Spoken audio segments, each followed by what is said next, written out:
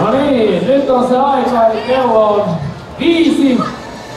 Otetaan tällä kertaa miehet ensimmäisenä. Eli Hutkosen Toni Aponin saattelemana. Tervetuloa 24 tuntia pelastuslautassa. Miltä nyt tuntuu? Kyllä se on sen arvosta. Paljonko pitäisi maksaa, että olisit vielä toisen vuorokauden tuolla? Ei riitä. Ei pysty. Ei pysty, ymmärrän. Mä olin siellä tähän aamulla 10 minuuttia ja se riitti mulle. Ei muuta kuin siellä on pöytä valmiina ja tarjoilut on tulossa, ole hyvä ja seuraava vaan. Sitten saadaan naisväkeä.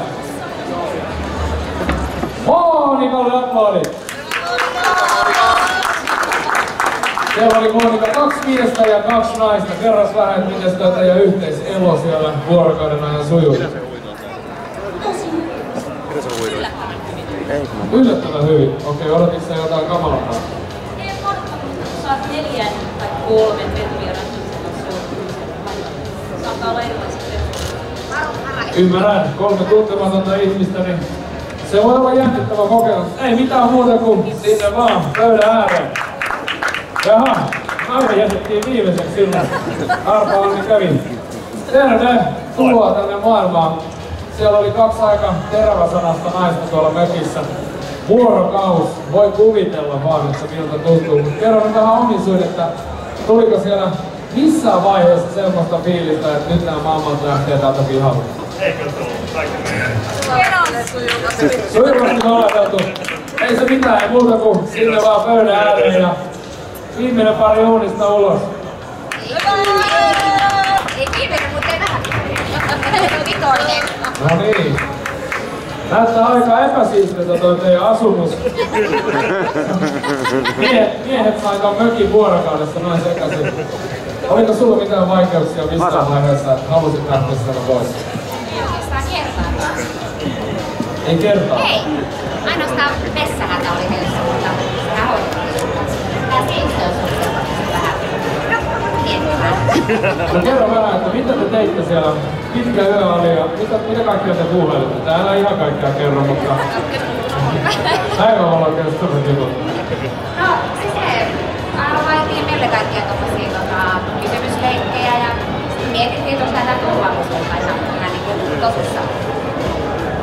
Okei, turvallisuusleikkejä leikittiin, se on mukava.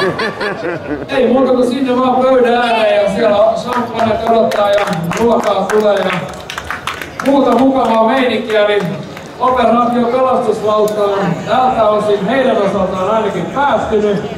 Toivottavasti kukaan täällä paikalla olijoista tai muistakaan henkilöistä ei joudu kokemaan edes valvotuissa olosuhteissa pelastuslauttaa. Mutta jos haluatte tulla vähän kyselemään fiiliksiä ja ottamaan kuvia ja haastattelemaan näitä henkilöitä, että miten siellä meni, niin ei muuta kuin tänne laitorille vaan rohkeasti jututtamaan. Varmasti antavat sieltä sitten kommentteja ja rehellisiä mielipiteitä. Arvappa menee hattuun vähän! Meneekö se nyt hattuun? Tästä eteenpäin näyttelijä asettajille tiedoksi aina tuonne kello 17.30 saakka. Vaaras on vapaassa käytössä. Ja sitten puolelta wakeboard-kaverit tulevat tuohon altaaseen vetämään pientä wakeboard-näytöstä.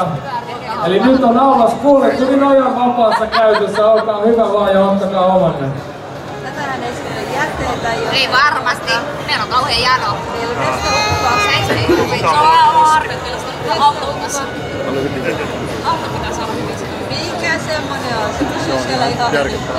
Kato nyt kädet tärisee, kun on niin kova nesteukka. Ja tämä kyseinen pelastuslautta hinataan tuohon laiturin kulman taakse. Ja sieltä voitte sitten käydä kurkkaamassa sinne sisälle, että minkälaisissa olosuhteissa nämä 4 henkilöä siellä vuorokauden viettivät. Meillä on saada katsomaan lihasta.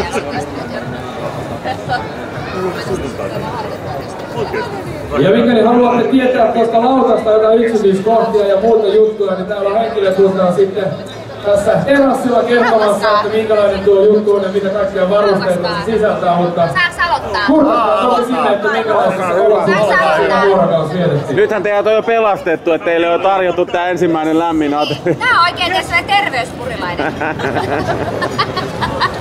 Ota, mä otan tämmösen hävyttömän kuvan. Ai minkälaisen? Otat se niinku? Maistuuko? On muuten hyvä. On muuten hyvä. Hyvin jakso. Kyllä. Yllättävän pirteen näköisiä te ootte. Ja niiden keksien jälkeen, mitä tuolta pussista löytyi. Ai ne löytyi tietysti ihan lopuksi vai? Milloin me maistettiin niitä? Eilen. Oliko se eilen? Oli se jo eilen. Niin kuva. Maistoitte Ja se kaikista niinku Voi olla, että se eilen avattiin. Siellä olisi ollut, jos siellä olisi ollut perusvarustus, niin siellä ei olisi ollut vettä eikä niitä keksejä eikä suklaata eikä Vertaan rusinoita. olisi ollut. Ei olisi ollut. Ei oo miinus 24 H-päkissä. Ei ole vettäkään. Joo, mutta Niin. Niin tuo vettä. Niin, joo, mutta joo. meressä se olisi ollut eri juttu. 2 promillea ja se ei tapo vielä viikossa. Ei, Joo. ei se täällä Itämerellä. Puutuko paikat? Ei. Ei puutu. Ei otettu tapuja yhtään. Varmaan kumminkin sit se on sen verran pehmeä sieltä, että kun sä nojaat, niin siinä ei ole mitään sitä kovaa vasten mitään nojata. ja kylmä. Siis sehän on aika kauheeta, että jos sä oot sitten tuolla jossain, niin miten kylmä se niinku sieltä alhaalta päin. Niin, Joo. Se kylmä on niinku, alhaalta se on. ja se tulee nopeasti. Ja veri on Joo. aika kylmä. Se on armotonta varmaan. Joo. Ja Mut ei tullut kylmä. ei koska se... Sen alun jälkeen, kun vähän hanuri jäähtyi. Hyvät. Laitettiin niitä Hyvät ne pehmusta on kaalla ja ennen. liiviä alle. Joo. Sait ratsia. Vellit on taas. Niin. Joo, mitä varo. Nää liivithän on oikeesti hyvät. Okei. Niin, Joo, ne on ne on todella hyvät. hyvät. Ja nää on tosi lämmin. Joo, hyvä. Kävis kukaan uimassa? Ja hyvät ihmiset, Beach Bar tarjoilee kylmää juomaa. Okei. 20, vähän reilu 20 minuuttia, eli 5:30 saakka. Hei, täällä on aivan Kylmää mahtavaa. juomaa tuolta Beach Barista käydään hakemassa. Ja täällä ympäristössä Shergold Smaak tarjoaa kalahampurilaista ja lohileipää ja vaikka mitä herkkua, kahvia, teetä, virvokkeita, nauttimaan ja ottamaan pientä väliinpalaa. Okei, hyvä. Täällä on lisää vasajaa tässä. Oliko hinta?